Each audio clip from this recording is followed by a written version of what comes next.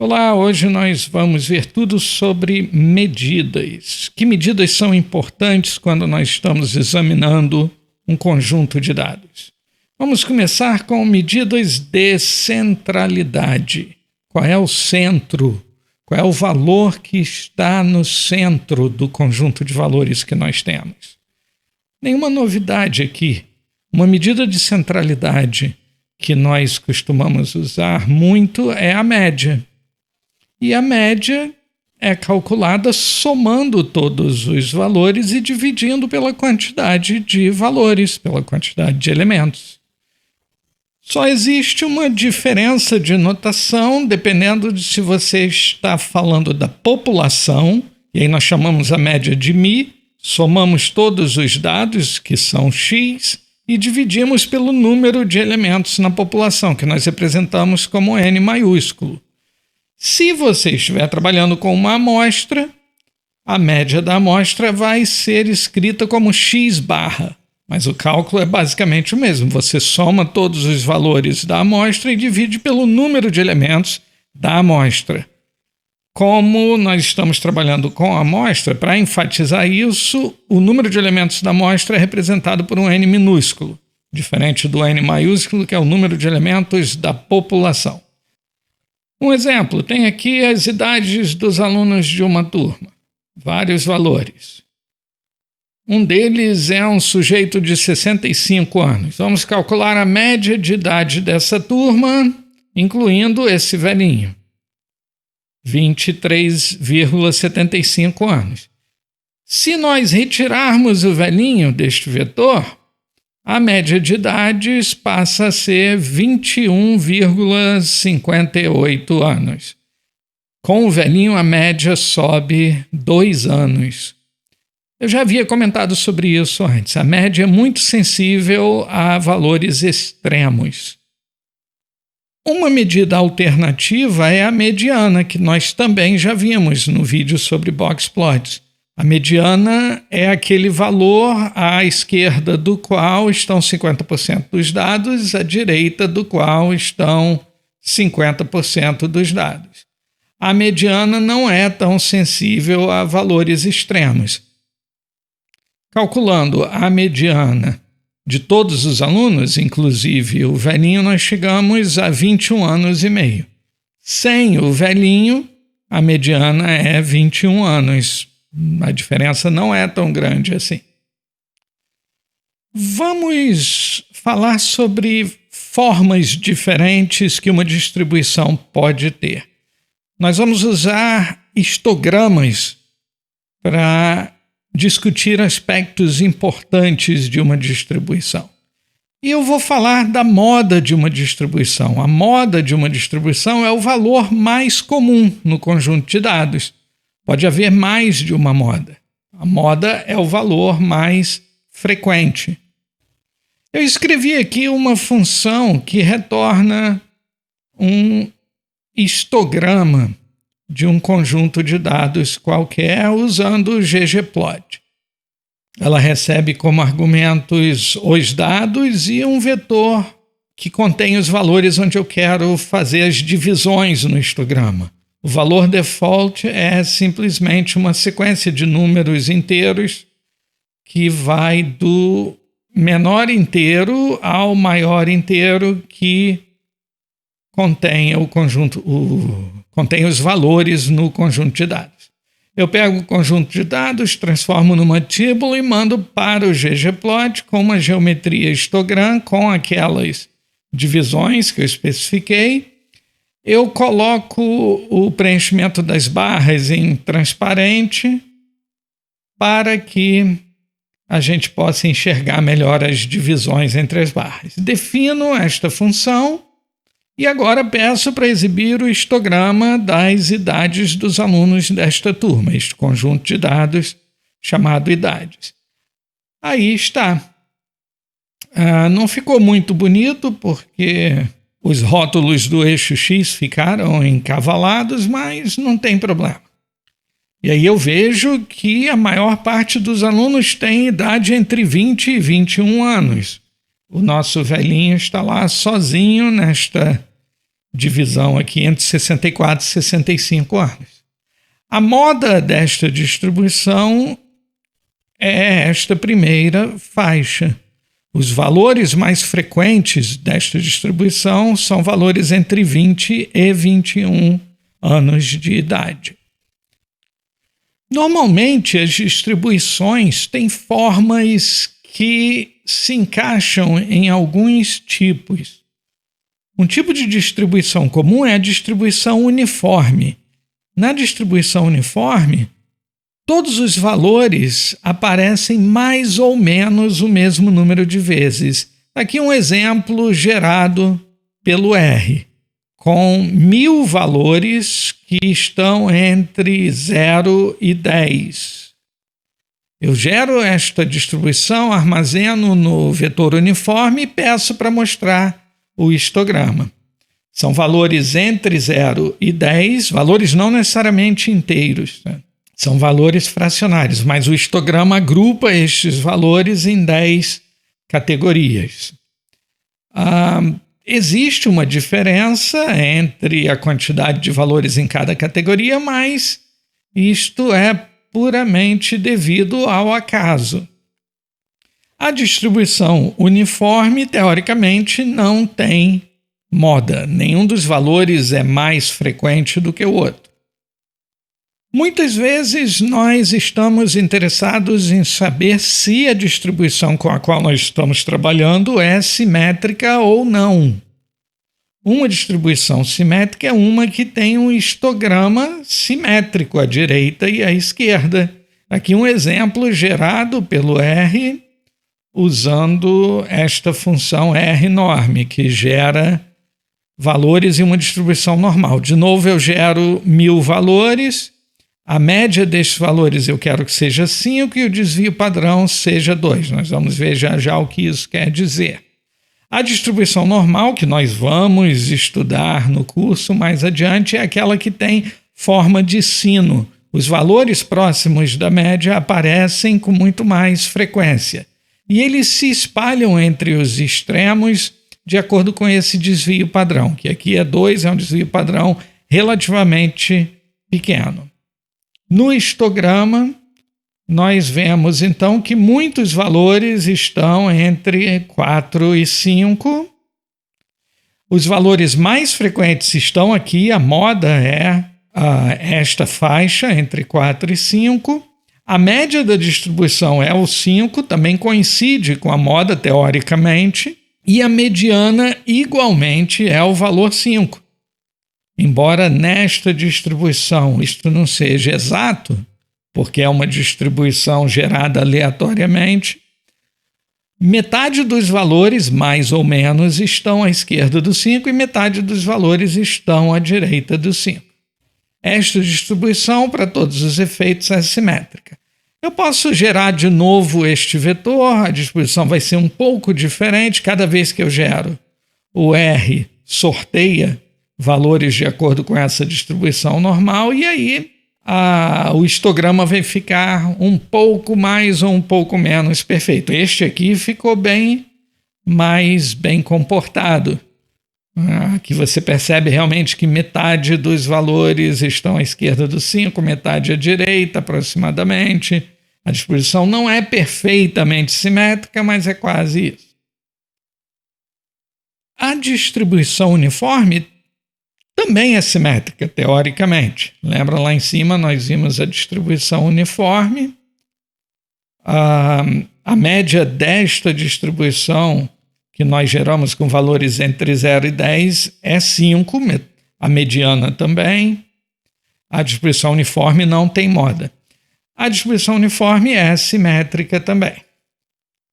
A distribuição normal que nós geramos é unimodal, existe uma única moda que coincide com a média e com a mediana. Se eu pedir para calcular a média desta distribuição que nós geramos e desenhamos aqui em cima com o histograma e a mediana, nós vamos ver que elas praticamente coincidem. 5,11 é a média e 5,12 é a mediana. Elas só não são exatamente iguais por causa da variação aleatória ao gerar estas distribuições. Por incrível que pareça, o R não tem uma função específica para calcular a moda, não o R base. Existe um pacote que nos deixa calcular a moda. Mas por quê não existe uma função em R base? Porque é complicado calcular a moda de maneira a obter resultados interessantes. Eu já carreguei um pacote aqui no início chamado ModEst. É um pacote para estimar a moda de conjuntos de dados.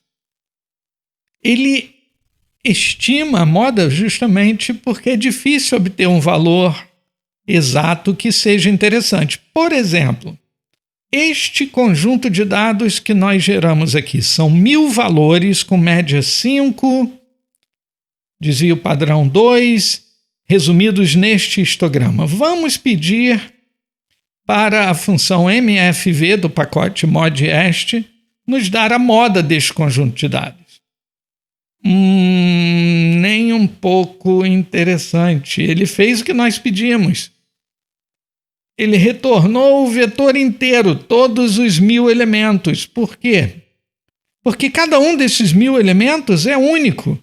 Não existem repetições. Os valores gerados entre 0 e... Na verdade, entre -3 e 13, tem 8 casas decimais cada um. Não existem coincidências, então, tecnicamente, cada elemento deste vetor é a moda do vetor. Cada um deles aparece exatamente uma vez. Por isso que simplesmente pedir o valor mais frequente, que é o que MFV faz, não é interessante nesse caso. Por isso, o pacote ModEst oferece outros métodos. Uma outra maneira de achar o valor mais provável, ou pelo menos uma faixa de valores mais prováveis, é pegar um intervalo mais curto possível no vetor que tem a metade das observações, metade dos valores, e retornar ao centro deste intervalo. Existe uma função no pacote ModEst que faz isso, que é a MLV, o valor mais provável, segundo este método. Aí nós temos 5,02, 5,03. É um valor que não está presente no vetor, provavelmente, mas é um valor provável, uma estimativa do valor mais provável. Eu posso pedir para você fazer o seguinte exercício. Pega o vetor sim, arredonda todos os valores para 3 casas decimais e aí usa aquela primeira função, MFV, para ver se existe uma moda ou existem mais modas. Nada obriga uma distribuição a ter uma moda só. Eu posso ter distribuições, por exemplo, bimodais. Aqui eu gero uma, simulo uma, que na verdade é a mistura de 2 distribuições, e gero o histograma. No mundo real existem distribuições assim, com mais de um pico, mais de uma moda. Aqui eu teria uma moda em 5 aproximadamente, outra moda em 12 aproximadamente. Nem sempre as distribuições vão ser simétricas, como esta que nós simulamos agora há pouco. Quando uma distribuição é assimétrica, normalmente ela vai ter uma destas 2 formas, ou ela vai ser assimétrica à esquerda, ela vai ter uma cauda maior do lado esquerdo. Quando isso acontece, essa cauda à esquerda puxa a média para a esquerda. É o caso dos valores extremos, do velhinho na turma, do Bill Gates no conjunto de pessoas que ganham salários de pessoas comuns. Então, quando a distribuição for assimétrica à esquerda, a média vai estar à esquerda da mediana. Quando a distribuição for assimétrica à direita, e aqui sim é o exemplo do do Bill Gates e do velhinho, que tem valores altos, a média vai ser puxada para a direita e vai ficar à direita da mediana e da moda. Vamos ver um exemplo justamente assim.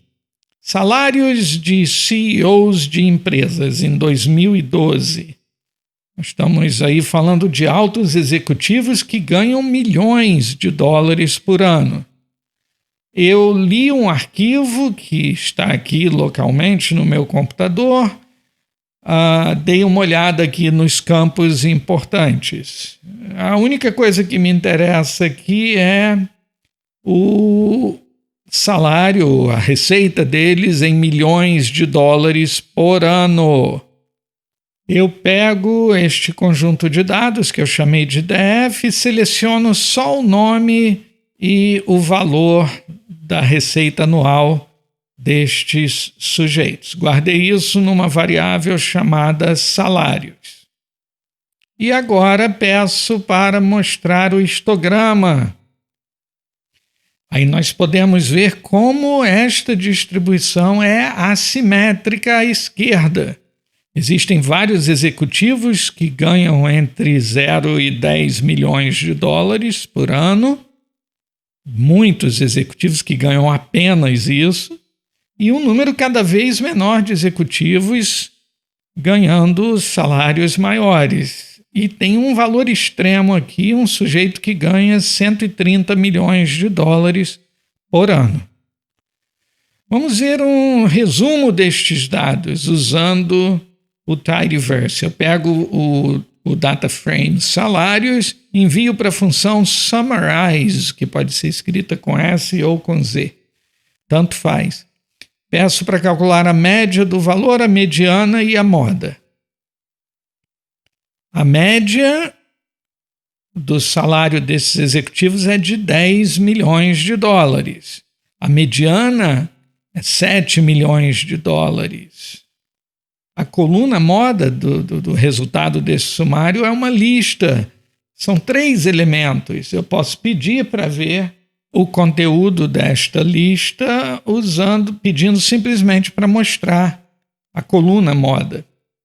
Esta distribuição tem 3 modas: 0, 2 milhões e 10,45 milhões de dólares por ano. Existem alguns executivos que ganham 0 dólares por ano. Vamos dar uma olhada nestes indivíduos. Eu pego o data frame salários e filtro para mostrar só os elementos que têm valor contido na moda, neste vetor moda. Aqui estão os elementos repetidos. Tem 3 sujeitos que ganham 10 milhões,45 dólares, 3 sujeitos que ganham 2 milhões de dólares e 3 sujeitos que não ganham nada por ano. Um deles é o Larry Page, da Google. E já que nós estamos satisfazendo nossa curiosidade, vamos ver qual é o sujeito que ganha o salário máximo. Aquele de 130 milhões de dólares. É esse sujeito aqui. Bem, nós vamos modificar o histograma destes salários para ter uma ideia melhor desta distribuição. Nós vamos fazer uma reexpressão da variável valor. Reexpressão quer dizer o seguinte: em vez de pôr no gráfico os valores dos salários, vamos colocar no gráfico os logaritmos desses valores na base 10. Eu pego o meu banco de dados, salários, crio um novo campo, uma nova coluna chamada log valor, que vai ter o logaritmo do salário, e guardo numa variável chamada salários log. Agora eu vou gerar o histograma destes logaritmos, destes valores, destes salários em logaritmos. A forma do histograma muda totalmente, a escala do eixo X agora são valores entre -1 e 2 e pouco, aparece aquele aviso do histograma dizendo, olha, eu gerei um histograma com 30 classes, talvez você queira usar um valor diferente. Mas o mais importante aqui é que 3 valores, 3 linhas, 3 indivíduos do conjunto de dados foram desprezados. Por quê? Porque estes valores eram 0, eram aqueles 3 sujeitos que ganhavam 0. Na hora de tirar logaritmos, nós temos problemas, porque não existe o logaritmo de 0. O que é logaritmo? Logaritmo é o expoente ao qual você eleva a base, que aqui no nosso caso é 10, porque eu pedi logaritmos na base 10, para conseguir o valor. Não existe nenhum expoente para eu elevar 10 a este expoente e obter o valor 0. É impossível elevar 10 a alguma coisa e chegar a 0. Então, aqueles 3 valores zeros foram descartados. E o que é logaritmo na base 10? Logaritmo na base 10 é basicamente o número de algarismos, a quantidade de algarismos, a quantidade de dígitos no número. Então, a gente vê aqui que muitos dos executivos ganham salários que têm entre 0 e 1 dígito. Lembra que a nossa escala é milhões de dólares. Então, entre 0 e 1 dígito são aqueles salários entre 0 e 10 milhões. Ou seja, 0, 1, 2, 3, 4, 5, 6, 7, 8, 9 milhões de dólares são os salários que têm o logaritmo entre 0 e 1. Depois, entre 1 e 2, são os sujeitos que ganham salários iguais a 10, 11, 12, até 99 milhões de dólares. E logaritmo 2 ou maior são indivíduos que ganham 100 milhões de dólares ou mais. Então, na escala logarítmica, a distribuição fica mais simétrica. Essa é a ideia da reexpressão. Transformar os valores dos dados para que a distribuição fique mais bem comportada. Aqui nós usamos uma reexpressão para a escala logarítmica. Mais adiante no curso nós vamos usar reexpressões várias vezes. Este é o nosso primeiro contato com esta técnica. Ok, agora vamos falar de medidas de posição. Nós vimos a mediana. A mediana é uma medida de posição. Nós queremos saber qual é o valor que está exatamente no meio. Eu posso perguntar quais são os valores que estão em outras posições do conjunto de dados. Estes valores são chamados quantis. Eu peguei o mesmo banco de dados de salários e pedi para me mostrar os quantis mais importantes com esta função do R, quantile. O que ela me mostra é que o menor valor é 0, o valor que está em 1/4 dos dados, ou seja, 1/4 dos valores estão abaixo deste valor, é 3,88 milhões de dólares. Este é o primeiro quartil, ou o quantil 25, o quantil 0,25. O segundo quartil, o quantil de 50%, o quantil correspondente a 50%, é a mediana. Nós também chamamos quantil de percentil, então aqui eu posso dizer que é o percentil 50. O percentil 75 é 13 mil dólares. O percentil 100 corresponde ao valor máximo. Usando a função quantile, eu posso passar um vetor de números entre 0 e 1 para dizer quais percentis eu quero. Aqui eu pedi o percentil 1, o percentil 5 e o percentil 10. Isso dá uma ideia, então, de que 1% dos executivos ganha $500 mil por ano ou menos. Já 5% dos executivos ganham $1,5 milhão por ano ou menos. E por aí vai. Esses são os quantis. Nós vimos quantis quando trabalhamos com box plots. Aqui eu pego o mesmo conjunto de dados dos salários e gero o box plot correspondente. E aí a gente lembra que a primeira linha horizontal, a mais baixa, corresponde ao primeiro quartil. 25% dos elementos estão abaixo dessa linha. Esta linha mais grossa aqui dentro da caixa é a mediana. O topo da caixa corresponde ao terceiro quartil. Acima do terceiro quartil, nós temos os elementos que estão nos últimos 25% da distribuição. E aí você lembra de box plots, que alguns desses elementos são considerados outliers, são os que aparecem como pontos. Ok, agora vamos falar de medidas de dispersão. O quão espalhados estão os dados? Uma primeira medida poderia ser a amplitude. Lembra agora do nosso vetor de idades dos alunos da turma. O R tem uma função chamada range, que me dá o valor mínimo e o valor máximo do vetor. Com isso, eu posso obter a amplitude do conjunto de dados, que é simplesmente a diferença entre o máximo e o mínimo. Então, os nossos alunos desta turma têm uma amplitude de 45 anos.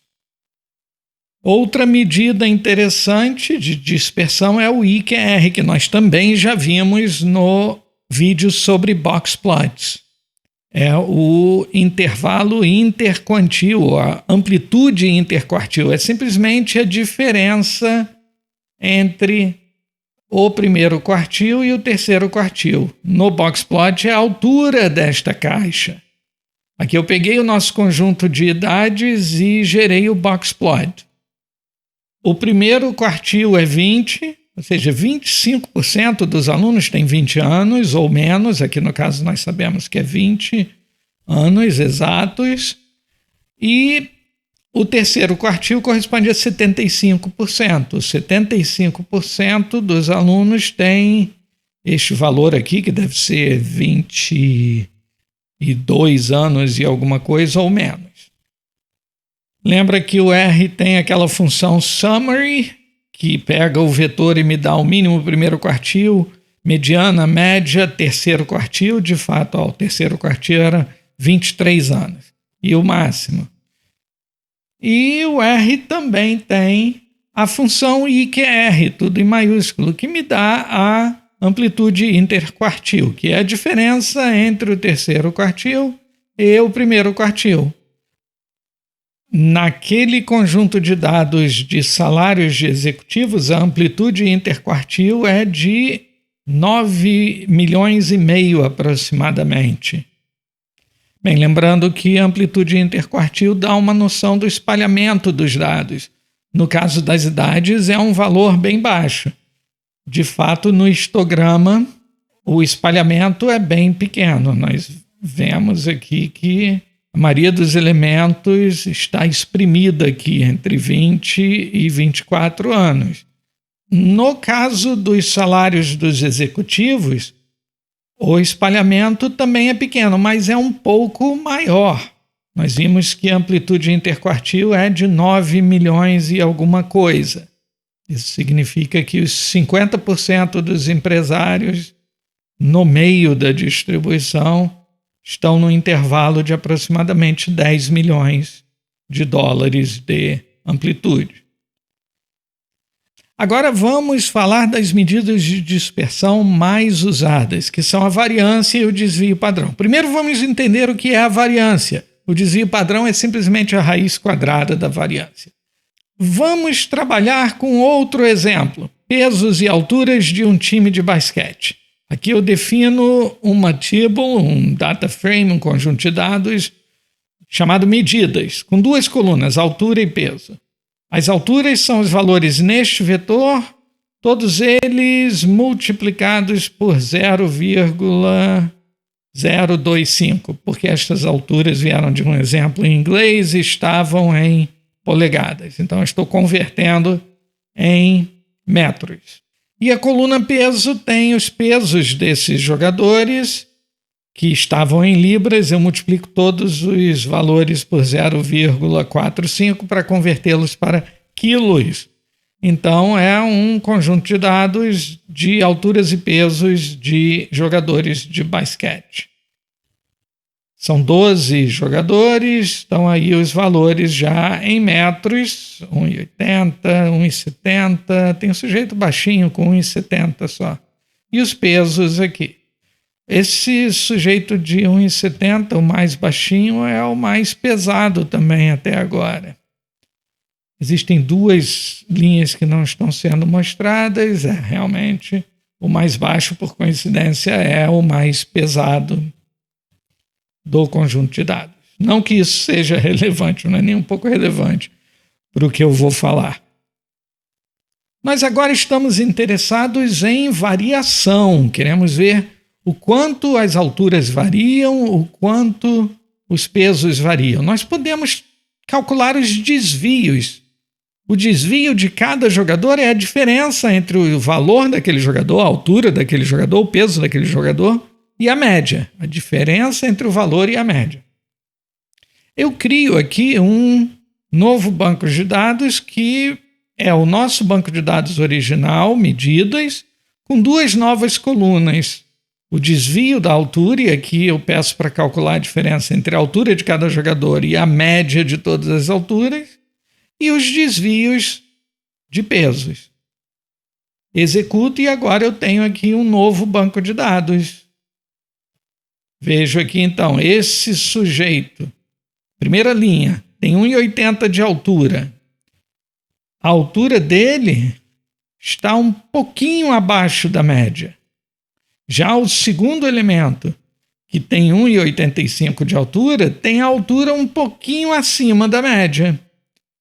Aquele sujeito de 1,70, que é o mais baixo, ele está 11, quase 12 centímetros abaixo da média e 16 quilos acima do peso médio. Para isso servem os desvios. Aí você pensa, bem, eu tenho o desvio de cada jogador. Talvez se eu calcular a média de todos os desvios, eu tenha uma boa medida do espalhamento. Ok, vamos fazer isso. Vamos sumarizar o nosso novo banco de dados e pegar a média dos desvios de altura e a média dos desvios de peso. E aí temos uma surpresa desagradável, o desvio médio é 0. Este número aqui também é para todos os efeitos 0. Ele é resultado de erro de arredondamento, porque ele é menos 3 vezes 10 elevado a menos 15. É um número muito pequeno, é só um erro de arredondamento nas contas, ele também é 0. Faz sentido, porque os desvios são calculados em relação à média, mas a média é calculada usando os valores de todos os jogadores. A média é justamente feita para ser o centro de todos os desvios. Então, se eu tomar o desvio médio, o resultado vai ser 0. Essa ideia não foi boa. Esquece os desvios médios. Como isso é resolvido, então, em estatística? Nós pegamos os desvios quadrados. Nós vamos elevar todos os desvios ao quadrado. Qualquer número elevado ao quadrado vai ser positivo. Então, aqueles desvios abaixo da média vão se tornar números positivos. Aqui, elevando o desvio da altura ao quadrado e o desvio do peso ao quadrado. Elevar ao quadrado não só serve para tornar todos os números positivos, como também coloca mais peso nos desvios maiores. Desvios maiores elevados ao quadrado vão dar números maiores ainda do que desvios menores elevados ao quadrado. Então, nós estamos enfatizando elementos que estão muito longe da média. Aqui está o resultado. Mantive os desvios anteriores, que eram os desvios sem elevar ao quadrado, e agora os desvios ao quadrado aparecem aqui, dq altura e dq peso. Todos os números são positivos agora. Agora sim faz sentido tirar a média destes desvios quadrados, e nós chamamos a média dos desvios quadrados de variância. Aqui neste chunk eu calculo a média daquela coluna de desvios quadrados de altura e a média daquela coluna de desvios quadrados de peso. O resultado é esse. A variância da altura é de 0,006 e a variância de peso é de 63,34. Mas o que esses números querem dizer? Como nós elevamos tudo ao quadrado, as unidades desses valores são metro quadrado e quilograma quadrado, respectivamente, para altura e peso. Essas unidades tornam a coisa um pouco difícil de entender. Por isso, nós tomamos a raiz quadrada da variância e chamamos de desvio padrão. Aí sim as unidades são as mesmas que as unidades dos dados. Eu repito o cálculo que eu fiz ali em cima, mas desta vez tirando a raiz quadrada dos números. Agora eu tenho o desvio padrão da altura, que vai ser um valor que pode ser interpretado em metros. O desvio padrão da altura é de 8 centímetros. E o desvio padrão do peso é de aproximadamente 8 quilos. Claro que o R tem funções específicas para calcular o desvio padrão. Nós usamos a função SD, Standard Deviation em inglês, que dá o desvio padrão. Faço todos os cálculos novamente e está aí. O desvio padrão da altura é 0,08, e o desvio padrão do peso 8,31. Mas espera aí, esses valores estão diferentes dos valores anteriores. Quando nós calculamos na mão a raiz quadrada da média dos desvios quadrados, o resultado foi 0,82. Agora, usando a função do RSD, o resultado é 0,086. O desvio padrão do peso também deu diferente. O que aconteceu aqui? Aqui estão as definições.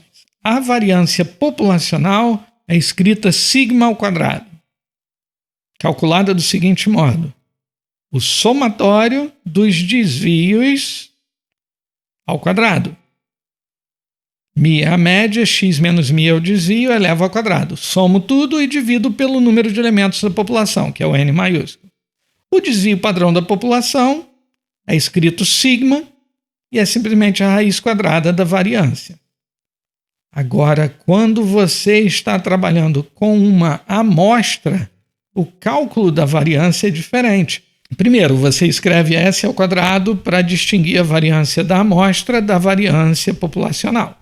O cálculo é feito usando o somatório dos desvios ao quadrado. Lembra que a média amostral é escrita x barra. Mas na hora de dividir, você divide por n menos 1, o número de elementos da amostra menos 1. E o desvio padrão amostral é a raiz quadrada da variância amostral. O desvio padrão amostral é representado por S. O que acontece é que o R calcula a versão amostral destas medidas. Porque, na maioria das vezes, você vai estar trabalhando com uma amostra. O R acha que você vai querer calcular a variância e o desvio padrão de acordo com as fórmulas aqui embaixo, e não lá em cima. Voltando para os nossos cálculos, o que nós calculamos na mão aqui foi a variância amostral, porque nós fizemos a média dividindo pelo número total de jogadores. Já quando nós calculamos pela segunda vez usando a função SD do R, nós calculamos o desvio padrão amostral, que é o que a função SD faz. Por que o n-1 no denominador? Nós vamos ver depois. Basicamente, o que acontece aqui é que você quer uma estatística amostral que seja uma estimativa do parâmetro populacional correspondente. Então você quer que, se você retirar várias amostras, um número absurdamente grande de amostras, e calcular a variância amostral de cada uma delas, na média, estas variâncias amostrais vão ser uma boa estimativa para a variância populacional. Vou repetir. A média de milhares, milhões, um número absurdamente grande de variâncias amostrais calculadas com base em muitas amostras deve ser um bom estimador para a variância populacional. E a maneira de fazer isso acontecer é com esse denominador n-1. Se você usar o denominador n aqui, a variância amostral não vai ser um bom estimador para a variância populacional. Mais detalhes mais tarde, quando a gente tiver estudado mais sobre probabilidades. Nós vimos então a ideia de desvio padrão e vimos média. O desvio padrão sempre vai estar nas unidades dos dados. Então, o desvio padrão da altura em metros vai ser um número que representa metros. O que torna difícil, então, comparar a variação entre as alturas dos jogadores, que vai ser um desvio padrão em metros, e a variação dos pesos dos jogadores, que vai ser um desvio padrão em quilos. Nós podemos criar uma nova medida baseada no desvio padrão em média, chamada coeficiente de variação. É simplesmente a proporção entre o desvio padrão e a média. Quantas unidades de média é o desvio padrão? A expressão para isso é esta aqui. O coeficiente de variação é o desvio padrão sobre a média. Como o desvio padrão e a média têm a mesma unidade, o coeficiente de variação não tem unidades. É simplesmente uma fração, uma razão. Pode ser lida como sendo uma percentagem. Há um exemplo aqui para as alturas dos nossos jogadores. Aqui eu uso um pacote chamado StatIP. Esses dois pontos que aparecem depois significa, olha, vai nesse pacote e pega esta função CV. Passei a coluna altura, o resultado é 0,047, quase 0,05, ou seja, 5%. Isto significa que o desvio padrão das alturas é aproximadamente 5% da média. E para o peso? Será que os pesos variam mais ou variam menos? Calculando o coeficiente de variação para os pesos, nós vemos que os pesos variam mais. Os pesos dos jogadores de basquete variam quase 10% do valor da média, quase o dobro da variação de altura. Para isso serve o coeficiente de variação. Você comparar a variação entre conjuntos de dados diferentes que têm unidades diferentes. Nós podemos levar esta ideia mais longe ainda. Nós podemos mudar todos os valores do conjunto de dados, mudar a escala de todos os valores. Do seguinte modo, a média agora vai ser 0 e o desvio padrão agora vai ser 1. Isso vai fazer com que a unidade das medidas seja agora o desvio padrão. A unidade dos valores vai ser o desvio padrão. Se a média é 0, os jogadores que antes tinham a altura igual à altura média vão ter o valor 0. Se o jogador tinha uma altura que ficava meio desvio padrão acima da média, o valor desse jogador agora vai ser 0,5, meio desvio padrão acima da média. Meio desvio padrão abaixo da média, o valor desse jogador agora vai ser menos 0,5. Basta criar uma nova variável, z, que vai ser calculada de acordo com esta fórmula aqui. Eu pego o valor da altura do jogador, subtraio a média, então se ele tiver exatamente a altura média, este novo valor Z dele vai ser 0. Este novo valor vai ser chamado de valor padrão.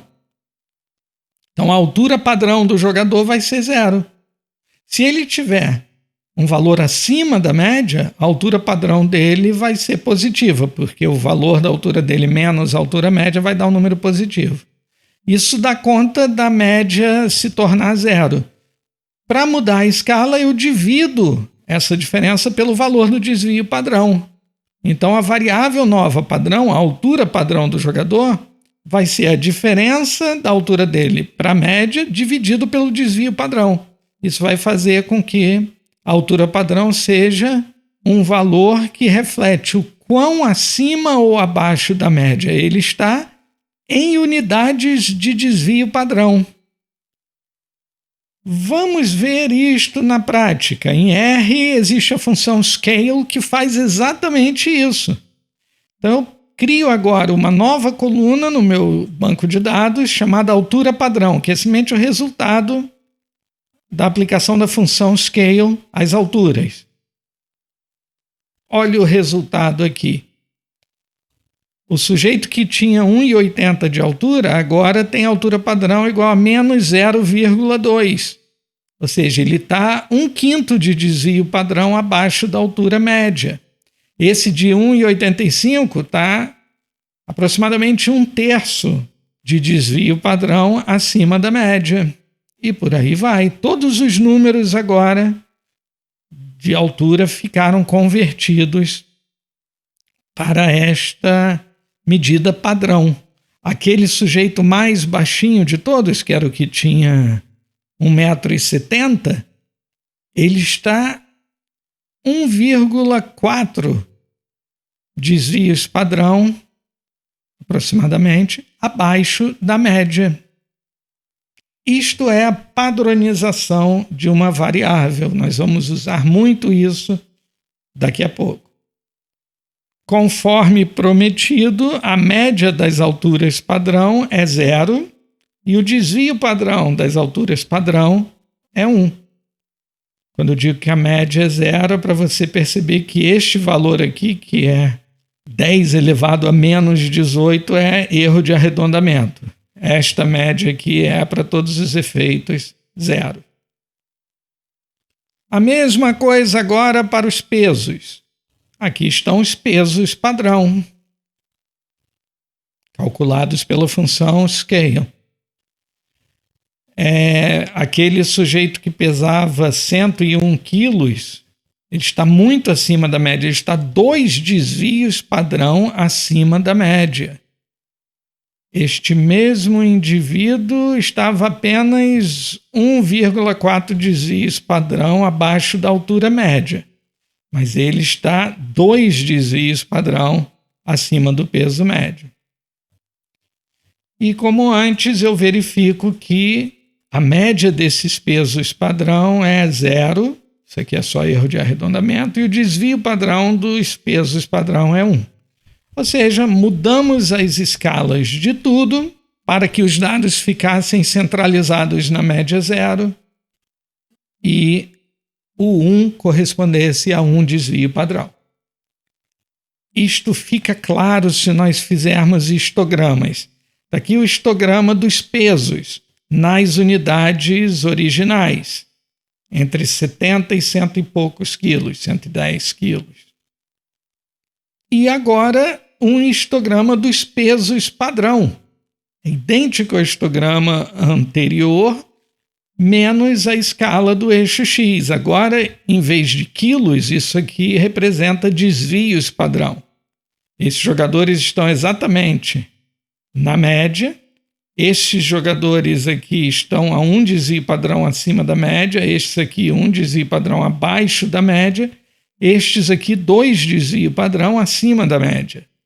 E aquele jogador, que é o mais pesado de todos, está 2, alguma coisa desvios padrão acima da média, corresponde a esta barra aqui. Eis o histograma de pesos, com a escala de quilos no eixo X, e o histograma de pesos padrão, onde o eixo X agora corresponde a desvios padrão, acima ou abaixo da média. Vamos terminar vendo o teorema de Chebyshev. A ideia é simples. Como nós calculamos o desvio padrão em função da média, existe uma ligação muito grande entre as duas coisas. O teorema de Chebyshev fala o seguinte: em qualquer distribuição, a proporção de dados que está dentro de uma faixa de mais ou menos k desvios padrão, onde k é um número maior que 1, de distância da média, é de, no mínimo, 1 menos 1 sobre k ao quadrado. Por exemplo, se k for igual a 2, eu vou ter uma faixa ao redor da média de mais 2 desvio padrão à direita, menos 2 desvio padrão à esquerda da média. O teorema de Chebyshev garante que, no mínimo, 1 menos 1 quarto, onde o 4 é 2 elevado a 2, 1 menos 1 quarto, no mínimo, ou seja, 3 quartos, no mínimo, dos dados vão estar dentro desta faixa. Vamos ver um exemplo com um conjunto de dados que nós já vimos em vídeos anteriores.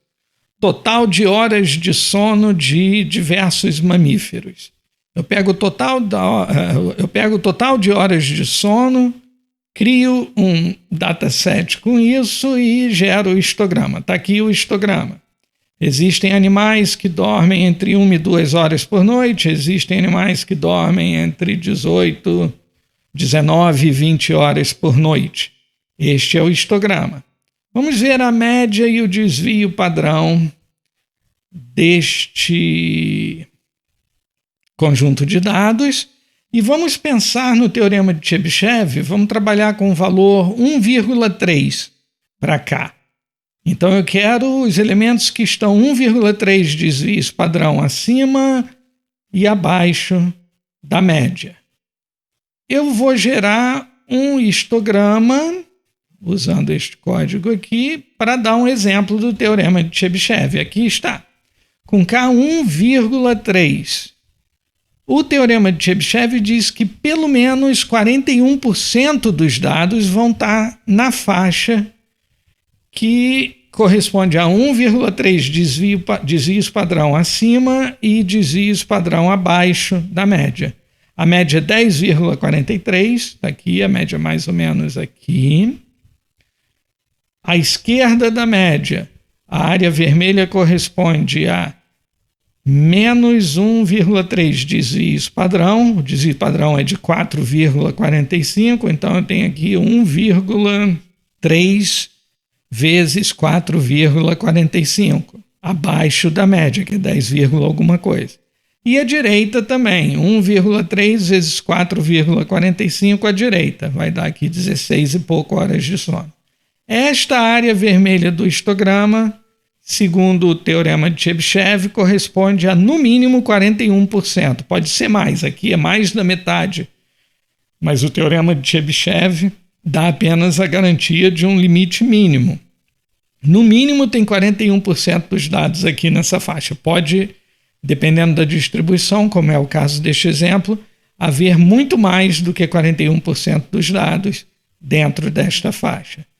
O teorema de Chebyshev fala isso sem saber mais nada sobre a distribuição, a não ser a média e o desvio padrão. Quando nós trabalhamos com distribuições mais específicas, como a distribuição normal, por exemplo, este limite pode ser estimado, esse percentual dos dados que está na faixa desejada pode ser estimado com uma precisão maior ainda.